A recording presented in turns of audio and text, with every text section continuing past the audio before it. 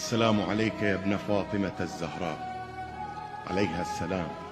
السلام عليكم. السلام. أيها الولي الناصح والفقيه البصير والقائد الذي أعيا على المستكبرين وجبابرة العصر كل المذاهب، وذلك بلجئه إلى الله وصبره وبصيرته وشجاعته.